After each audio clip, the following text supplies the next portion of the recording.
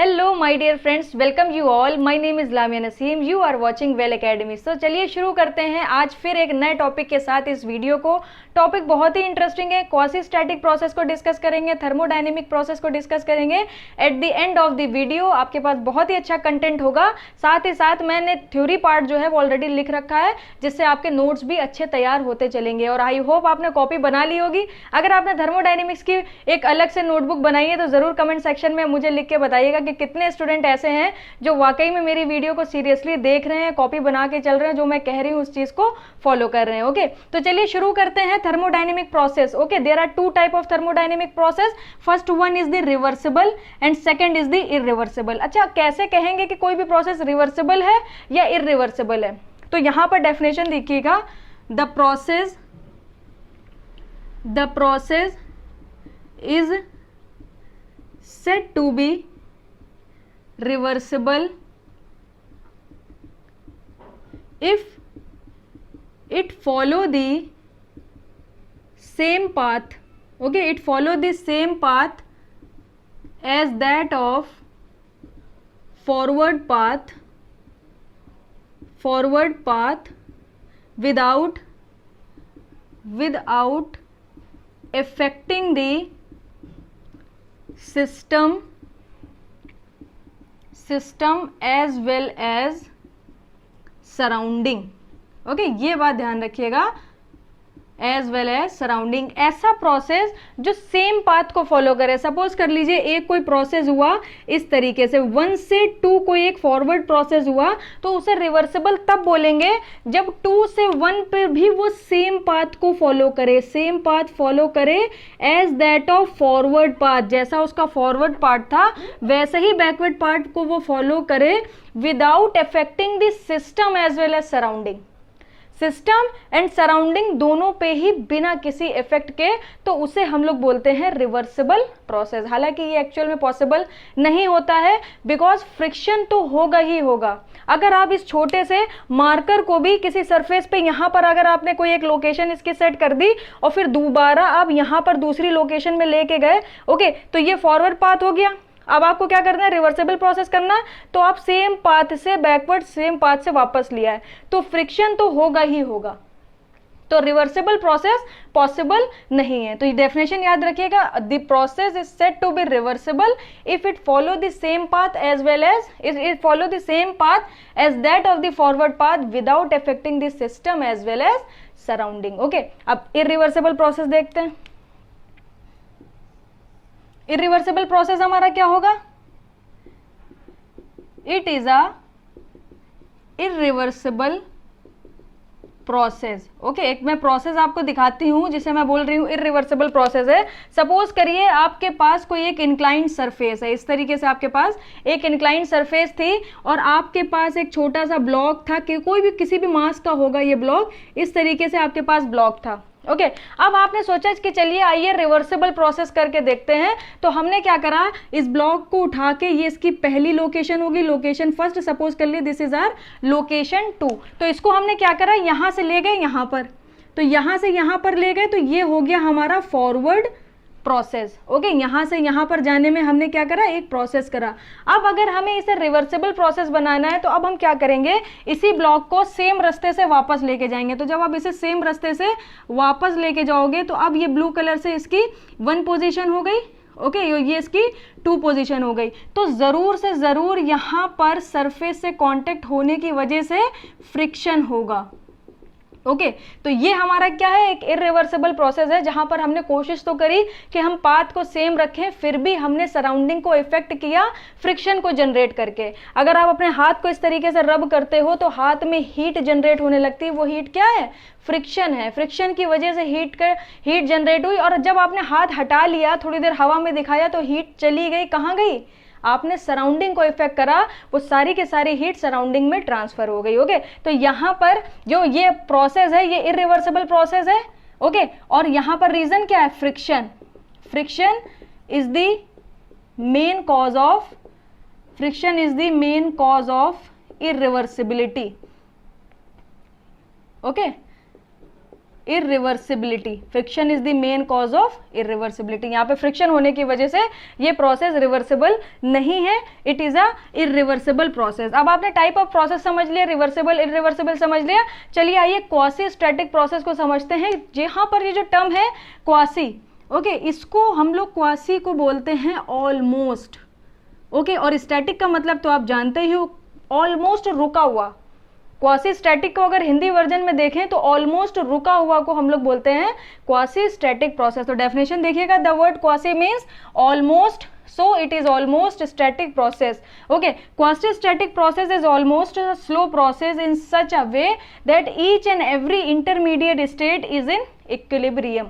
Okay, अगर हमें quasi static process perform करना है तो देखिए कैसे परफॉर्म करेंगे। सपोज करिए आपके पास इस तरीके से कोई सिलेंडर है, ओके, और यहाँ पर एक पिस्टन लगा हुआ है। इस सिस्टम पर आपने, पिस्टन पर आपने एक डेड वेट रख दिया W, ओके, एक वेट रख दिया इस पिस्टन पर W। तो अगर मैं इसका PV डायग्राम बनाऊं, अगर मैं इसका PV डायग्राम बनाऊं तो यहाँ पर सपोज कर लीजिए this is our first state. तो यहाँ पर मैंने एक फर्स्ट स्टेट को कंसिडर कर लिया, ओके, ये हमारी फर्स्ट स्टेट हो गई जहाँ पे कुछ प्रेशर P1 होगा और वॉल्यूम V1 होगा। ओके, आई होप आपको कोई भी प्रॉब्लम नहीं हुई होगी। अब हमने क्या करा, इस डेड वेट को हटा लिया। तो जैसे ही आप डेड वेट को हटाओगे तो आपको सेकंड जो कंडीशन मिलेगी, सेकंड जो स्टेट मिलेगी, तो ये पिस्टन क्या करेगा, गैस जो है यहाँ पर, गैस के जो मॉलिक्यूल्स हैं ये इसको अपवर्ड डायरेक्शन में इस तरीके से पुश करेंगे। ओके, इस पिस्टन को पुश करेंगे तो ये पिस्टन क्या करेगा, अपवर्ड डायरेक्शन में ट्रेवल कर जाएगा। और सपोज कर लीजिए कुछ यहाँ पर ये पिस्टन आ गया, ओके, तो यहाँ पर आपको क्या मिल गई, सेकेंड स्टेट मिल गई। डायरेक्टली यहाँ पर गैस के मॉलिक्यूल्स हैं। अब देखिए क्या हुआ, वॉल्यूम इंक्रीज हुआ, तो कुछ इस तरीके से आपको सेकेंड स्टेट मिल जाएगी, दिस इज आर स्टेट 2। यहाँ पर वॉल्यूम बढ़ गया। अब यहाँ पर वॉल्यूम बढ़ेगा तो डेफिनेटली प्रेशर हमारा डिक्रीज हो जाएगा। सपोज कर लीजिए ये आपको प्रेशर मिल गया। ओके, तो यहाँ पर हुआ क्या, जब यहाँ से स्टेट 1 से स्टेट 2 पे पहुंचे तो यहाँ पर फ्रिक्शन हुआ। ओके, तो ये क्वासी स्टैटिक प्रोसेस नहीं है। क्वासी स्टैटिक प्रोसेस कहता है ऑलमोस्ट स्टैटिक प्रोसेस होना चाहिए। ऑलमोस्ट स्टैटिक प्रोसेस कैसे होगा, अगर हम इसी प्रोसेस को क्वासी स्टैटिक प्रोसेस के फॉर्म में करें, ओके, ऑलमोस्ट स्टैटिक फॉर्म में करें तो देखिएगा हमने क्या करा, एक सिलेंडर लिया इस तरीके से, ये हमारा सिलेंडर हो गया। अब यहाँ पर क्या रखा है, ये पिस्टन हो गया। अब की बार क्या करा, ये जो W वेट का जो हमने रखा था वेट, ओके, ये जो ब्लॉक रखा था हमने इस तरीके से, ये इसका वेट हमने कितना लिया था, W। अब हमने क्या करा, सेम वेट की यहाँ पर सैंड रख दी। अब सैंड क्या होगी, in the form of particle होगी। ओके, समझ रहे हैं ना। अभी आपने जब ये डेड वेट को हटाया था तो आपने पूरा वेट उठा के अलग कर दिया था, तो पहले आपको एक स्टेट मिली, देन आपको डायरेक्टली फाइनल स्टेट मिल गई थी। यहाँ पर हमने क्या करा, इसी वेट को, सेम वेट के हमने सैंड के पार्टिकल्स ले लिए। अब सैंड के पार्टिकल्स आपने सबने देखे हैं, महसूस करें कितने छोटे छोटे होते हैं। तो ये वेट हमने उतना ही रखा, वेट नहीं चेंज करा, ये सैंड के पार्टिकल्स हो गए। अब ये सारे सैंड के पार्टिकल्स को उठाइए, यहाँ से उठा लिया हमने, देखिए मेरे हाथ में, यहाँ पर मैंने रख दिया। चलिए यहाँ पे रख देते हैं। ओके, ये हमने सैंड के पार्टिकल्स वहां से उठा के यहाँ पर रख दिए कि वेट कितना है, W। अब क्या करेंगे, अगर हमें इसे क्वासी स्टैटिक प्रोसेस बनाना है तो अब ये सैंड इकट्ठा नहीं हटाएंगे, एक एक पार्टिकल हटाइए। जब आप एक एक पार्टिकल हटाओगे तो डेफिनेटली ये पिस्टन अपवर्ड मूव कर रहा होगा, बट आपको दिखेगा नहीं।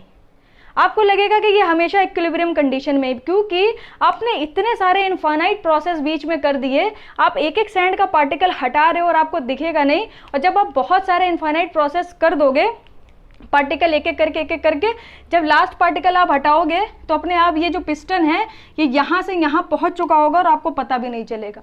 तो आपने क्या करा, ओके, सेकंड डायग्राम आप बनाना चाहना तो इस तरीके से बना लेना। ओके, यहाँ पर आपने सैंड के पार्टिकल्स को हटाना स्टार्ट करा है, तो ये जो पिस्टन का अपवर्ड डायरेक्शन में मोशन होगा ना वो बहुत कम होगा, आपको ऑलमोस्ट वहीं लगेगा। फिर यहाँ हल्का सा आएगा, यहाँ आएगा, फिर यहाँ हल्का सा आएगा, यहाँ आएगा। तो आपको लगेगा कि पिस्टन मूव ही नहीं कर रहा है, बट प्रोसेस हो रहा है। इसी प्रोसेस को हम लोग बोलते हैं क्वासी स्टैटिक प्रोसेस, मतलब ऑलमोस्ट स्टैटिक प्रोसेस। आपको मूवमेंट पिस्टन का दिख ही नहीं रहा, बट मूवमेंट हो रहा है। आप ये एक एक सैंड पार्टिकल हटाते जा रहे हो, एक एक सैंड पार्टिकल यहाँ से हटाते जा रहे हो। तो यहाँ से प्रोसेस 1 से आपको यहाँ तक जाने में बहुत सारे इनफाइनाइट प्रोसेस करने पड़ेंगे। ओके, यहाँ पर आपने बहुत सारे इनफाइनाइट प्रोसेस परफॉर्म करे और ये आपको मिल गया क्वासी स्टैटिक प्रोसेस। ओके, तो ये प्रोसेस को हम लोग बोल सकते हैं कि क्वासी स्टैटिक प्रोसेस, साथ में अगर ये फ्रिक्शनलेस है तो इसे हम लोग रिवर्सिबल प्रोसेस बोल सकते हैं। तो यहाँ पर आप स्टेटमेंट्स लिखिएगा, कुछ स्टेटमेंट्स मैं आपको लिखवा रही हूँ। ये जो हमारा रिवर्सिबल प्रोसेस होता है, जो कि मैंने अभी आपको ऊपर समझाया, reversible process. Okay, reversible process हमारा क्या होता है, क्वासी स्टैटिक होता है, क्योंकि इरिवर्सिबल प्रोसेस तो मैंने आपको दिखा दिया, इस तरीके से मैंने परफॉर्म कर दिया, आपने देखा भी हाँ फ्रिक्शन यहाँ पे सराउंडिंग को इफेक्ट करा, ये इरिवर्सिबल प्रोसेस होगा। अब रिवर्सिबल प्रोसेस आपको देखना है ना, आप क्वासी स्टैटिक प्रोसेस परफॉर्म करो, साथ में ये फ्रिक्शनलेस भी होना चाहिए। तो फ्रिक्शनलेस क्वासी स्टैटिक प्रोसेस क्या कहलाता है, रिवर्सिबल प्रोसेस। ओके, तो यहाँ पर एक स्टेटमेंट मैं ये बोल सकती हूँ, all the quasi static process, all the reversible process are quasi static. Okay, क्योंकि जितने भी रिवर्सिबल प्रोसेस होंगे वो फ्रिक्शनलेस भी होंगे, क्वासी स्टैटिक प्रोसेस भी होंगे, but all the quasi static process need not to be reversible always. बस समझ रहे हैं, क्योंकि उसको फ्रिक्शनलेस होना भी जरूरी है। तो all the reversible process are quasi static, क्योंकि रिवर्सिबल प्रोसेस क्या होता है, frictionless quasi static process is called as reversible process, but all the quasi static process need not to be reversible always, it must be frictionless also. okay, तो यही statement मैं यहां पर लिखने जा रही हूं, देखिएगा, all the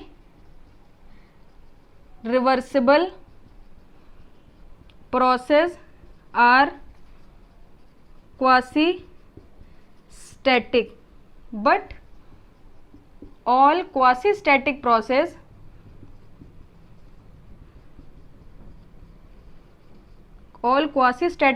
need not to be reversible always. okay, क्या होना चाहिए, it must be frictionless also, it must be frictionless also. Okay, तो आई होप आपको ये क्वासी स्टैटिक प्रोसेस समझ आया होगा। मैंने काफ़ी एफर्ट डालने की कोशिश करी थी आपको ये टॉपिक अच्छे से समझा पाए, रिवर्सिबल इरिवर्सिबल प्रोसेस अच्छे से समझा पाए। अच्छी लगी वो वीडियो तो बिना लाइक करे बिल्कुल भी मत जाइएगा, कमेंट सेक्शन में ज़रूर बताइएगा वीडियो कैसी लग रही है आपको। कुछ आप अगर मॉडिफिकेशन चाहते हो तो उसको भी आप कमेंट सेक्शन में लिखिएगा। आपका सारा का सारा कमेंट मेरे लिए बहुत इंपॉर्टेंट है। थैंक यू सो मच, मिलते हैं आपसे नेक्स्ट वीडियो में इसी तरीके के इंटरेस्टिंग टॉपिक के साथ।